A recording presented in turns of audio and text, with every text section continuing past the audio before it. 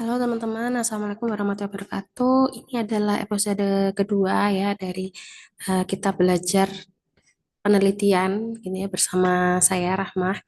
Hari ini kita mau membahas tentang latar belakang si Dia gitu ya. Ini judulnya agak-agak dramatis gitu ya, biar menarik.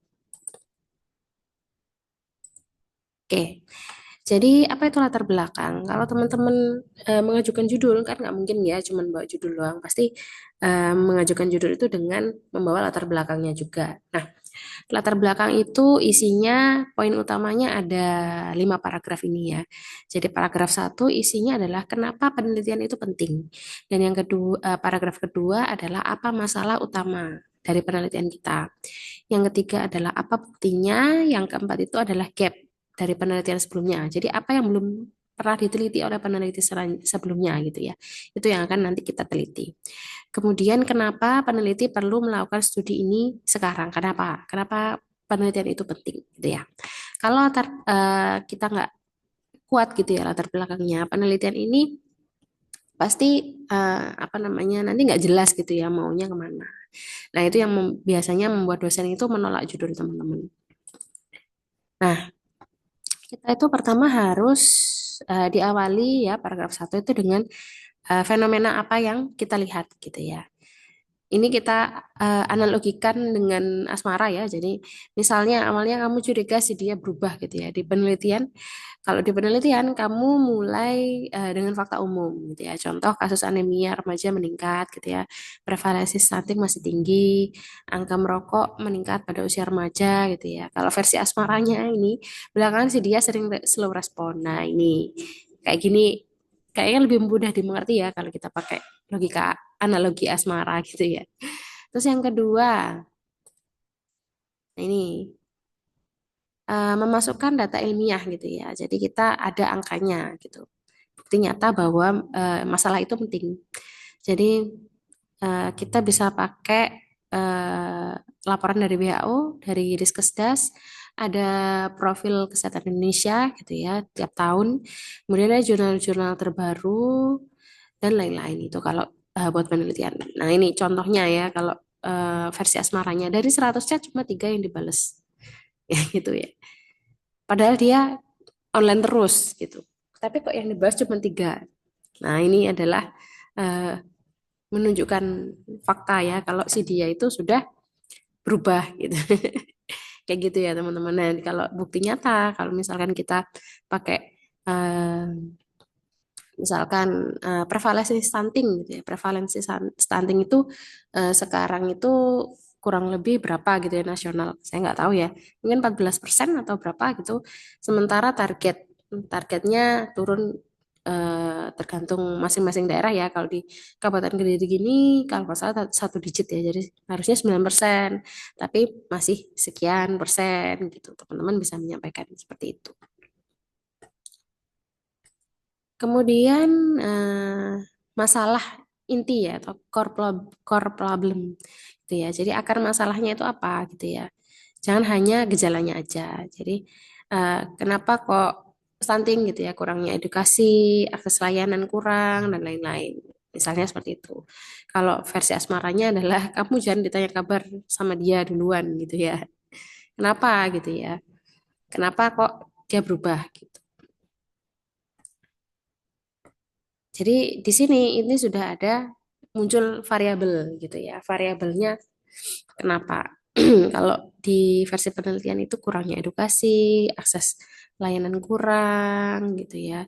Terus apa ya, sikapnya, perilakunya gitu dan lain-lain. Kemudian tunjukkan kayak penelitian yang belum ada gitu ya. Jadi penelitian ini membahas ini, penelitian ini membahas ini.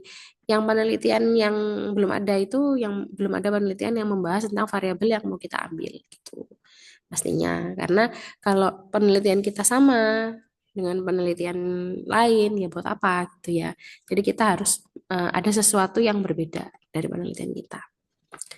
Itu ya versi asmaranya belum ada penelitian membahas kenapa dia berubah padahal dulu intens gitu ya.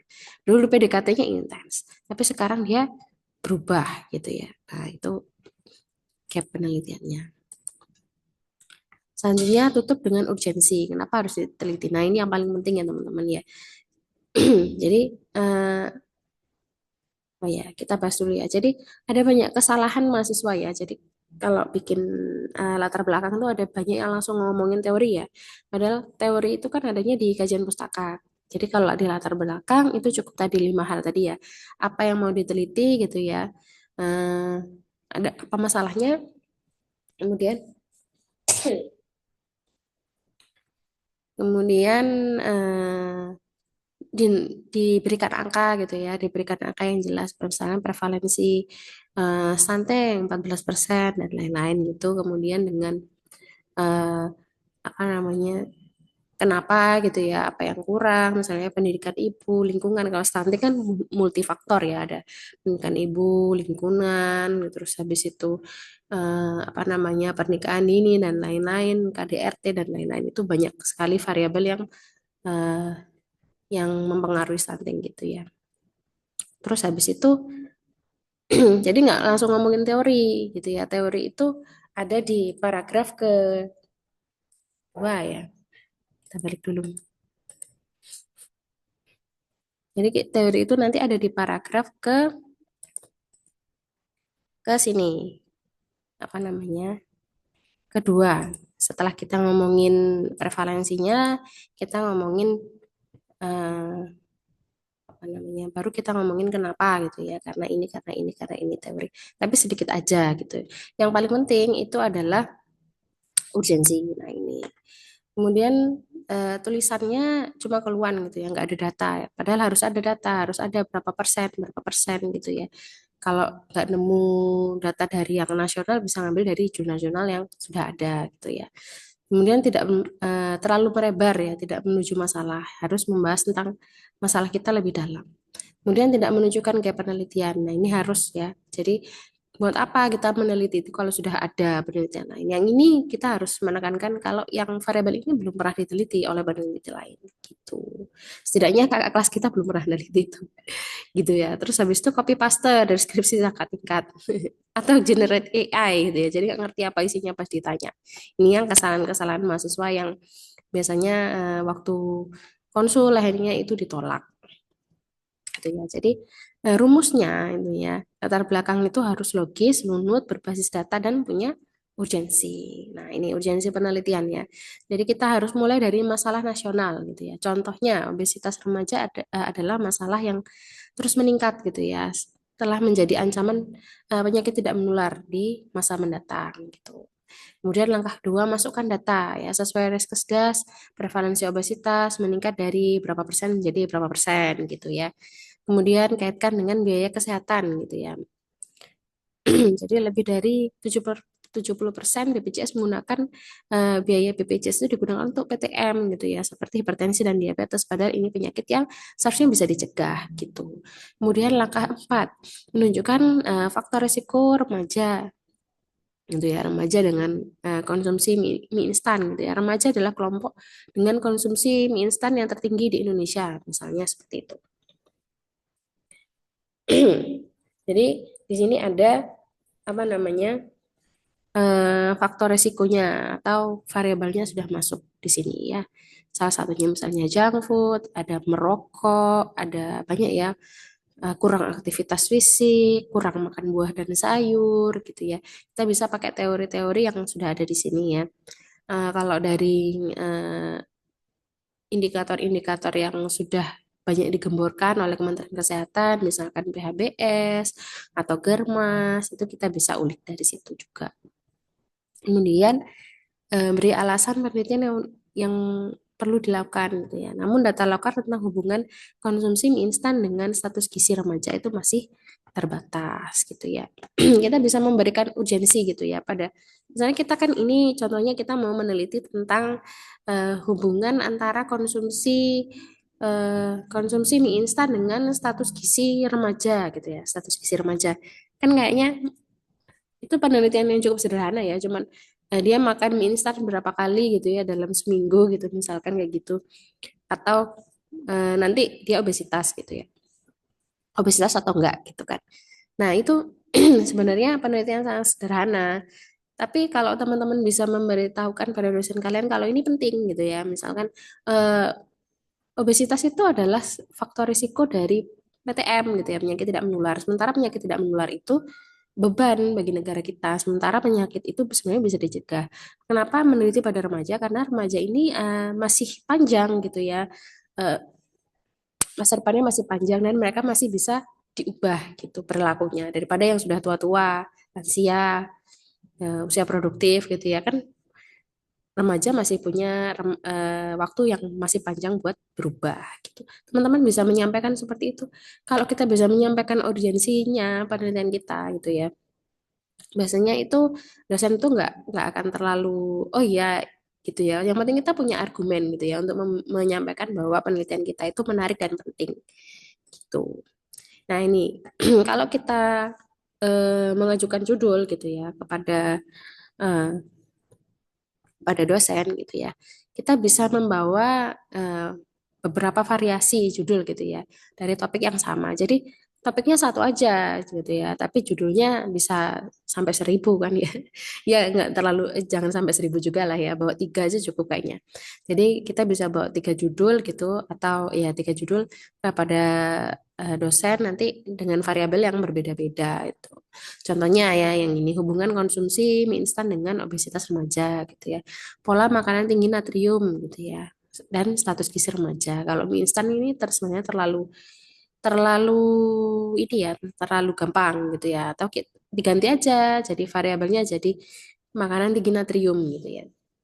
Nggak hanya mie instan kan. Kalau makanan tinggi natrium ada jajanan-jajanan itu muni seblak dan lain-lain gitu ya. Yang tinggi micin gitu ya. Natrium itu garamnya, tapi nggak hanya micin ya. Kemudian kebiasaan jajan dan resiko obesitas. Nah, ini jajannya kan bisa macam-macam. Bisa yang ultra processed food gitu ya. Ada yang ultra processed food, terus ada eh, yang manis gitu ya. Makanan-makanan manis gitu. Itu bisa meningkatkan risiko diabetes. Kemudian frekuensi konsumsi junk food gitu ya dengan indeks massa tubuh. Sama aja ya sebenarnya. Ini cuma diganti obesitas indeks massa tubuh karena obesitas itu kan salah satu variabel dari indeks massa tubuh gitu ya. Indeks massa tubuh itu tergantung ya dari klasifikasinya kalau WHO itu 5, kalau Indonesia kayaknya eh, 4 ya kayaknya. Macam-macam ya. Kita bisa pakai yang nasional atau yang WHO.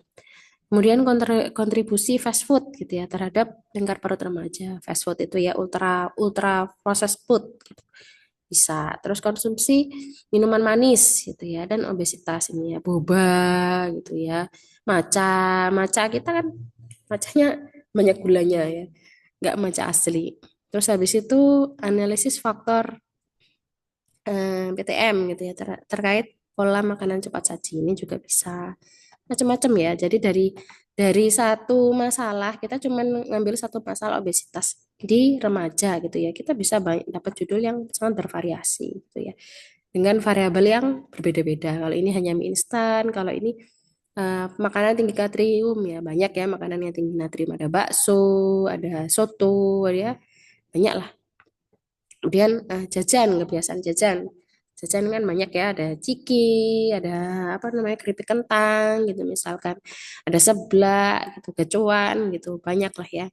Kemudian junk food gitu ya, junk food itu burger gitu. Banyaklah variabel. Jadi masalahnya cukup satu, tapi variabelnya itu bisa bermacam-macam gitu ya. Semuanya tetap mengangkut isu besar yaitu beban PTM gitu ya. Oke, next. Nah, ini tips konsultasi tatap muka gitu ya dengan dosen supaya nggak ditolak ya judulnya dan latar belakangnya. Jadi kalau teman-teman konsultasi itu tentang latar belakang dan judul itu harus bisa menjawab tiga pertanyaan ini ya. Apa fenomena yang kamu angkat, data dukungnya apa, dan masalah penelitian yang kamu selesaikan. Jadi kalau misalnya tadi tentang obesitas gitu ya, kamu mengangkat fenomena tentang obesitas, prevalensi obesitas di Indonesia sekian gitu ya, pada remaja sekian gitu. Itu sudah ada fenomena dan data dukung. Terus masalah yang kamu ingin selesaikan ya, saya ingin mengubah ini apa namanya, ingin mengetahui gitu ya, ingin mengetahui kenapa Kalau mengubah itu masih jauh ya.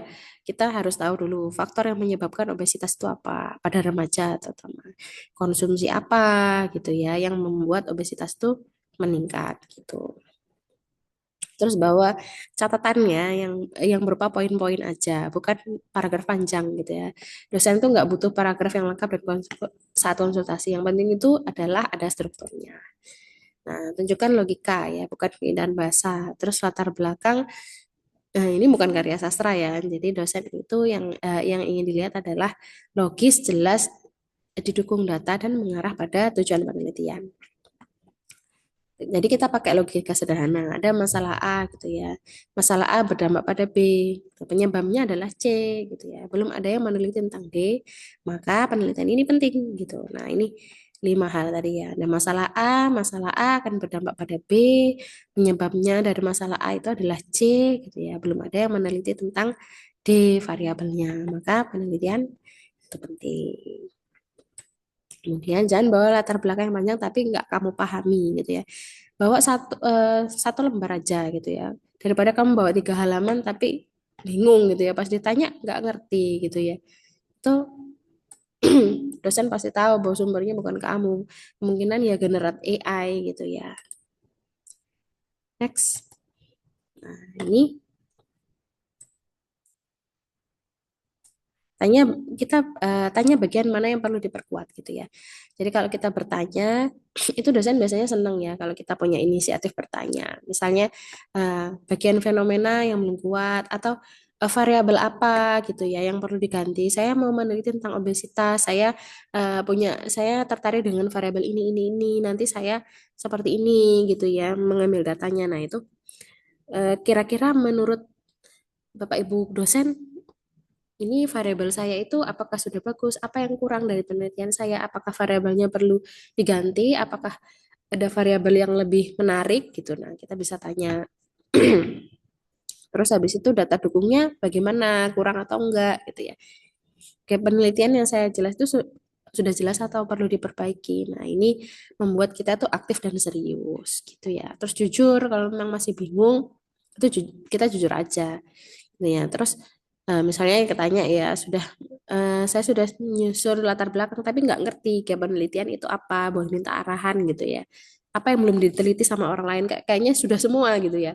Nah, itu kita bisa tanya ke dosen gitu ya. Terus dosen tuh lebih suka mahasiswa yang jujur daripada yang pura-pura paham tapi kelihatannya hasil kopas gitu ya. Generate AI.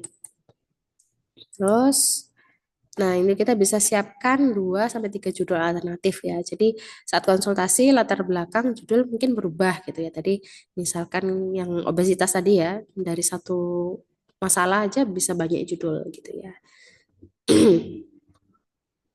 Bisa bisa aja dosen itu menganggap bahwa penelitian itu sudah terlalu umum gitu ya, sudah banyak yang meneliti itu atau terlalu sempit gitu ya. Atau tidak sesuai fenomena gitu, atau tidak sesuai kemampuan mengambil data gitu ya. Misalnya pengambilan data yang susah apa ya, misalkan teman-teman mau meneliti tentang HB gitu ya, anemia remaja gitu. Nah, itu HB-nya kalau kita mau ngambil sendiri, apa namanya, mau nusuk sendiri ininya darahnya gitu ya.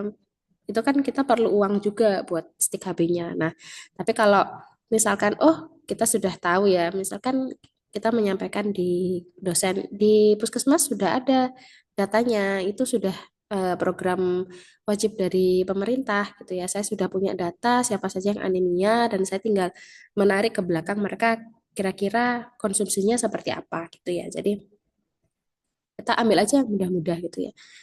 Kalau buat mahasiswa gitu, kalau penelitian eh, menurut saya jangan pakai yang kohot ya, karena kohot itu kan butuh waktu agak lama buat mengumpulkan data gitu ya.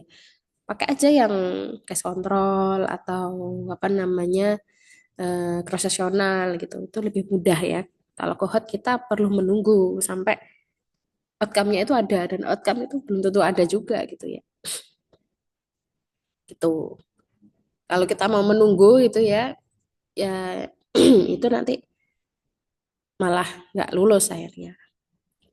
Terus habis itu tunjukkan effort kecil ya yang membedakan kita dengan Kopas AI. Misalnya kita print satu paragraf, satu grafik sederhana gitu ya. Kita bikin aja kayak tabel gitu, bukan tabel, apa diagram batang gitu ya tentang prevalensi gitu ya. Terus habis itu masukkan boleh tabel prevalensi boleh atau catat 3 jurnal terbaru gitu. Nah ini ini akan membedakan kita, membuat kita itu memang niat gitu ya, bukan hanya sekedar copy paste.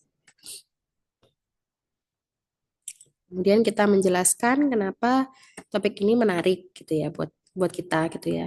Misalkan karena dekat dengan kehidupan kita gitu ya. Kita tertarik dengan remaja dan tertarik dengan isu-isunya. Kemudian kita merasa remaja ini masih bisa diperbaiki perilakunya gitu ya. Misalnya kita menyampaikan seperti itu. Terus atau kita bisa menyampaikan dengan pengalaman kita. Jadi misalkan saya dulu pernah magang gitu ya di puskesmas, kemudian ternyata hasilnya seperti ini gitu ya. Makanya itu menarik gitu untuk kita teliti. Jadi menunjukkan bahwa kita itu punya motivasi, bukan cuma ikut-ikutan aja. Kemudian jangan takut untuk menerima revisi gitu ya. Revisi itu bukan berarti kita tuh salah gitu ya. Tapi revisi itu adalah bukti bahwa dosen itu peduli pada kualitas karya kita gitu. Oke, sudah selesai eh, apa namanya konten saya hari ini. Sampai jumpa di konten video selanjutnya. Nanti kita selanjutnya kita akan membahas tentang rumusan masalah ya dan apa namanya rumusan masalah dan eh, tujuan sama manfaat penelitian. Oke, sampai jumpa di video selanjutnya.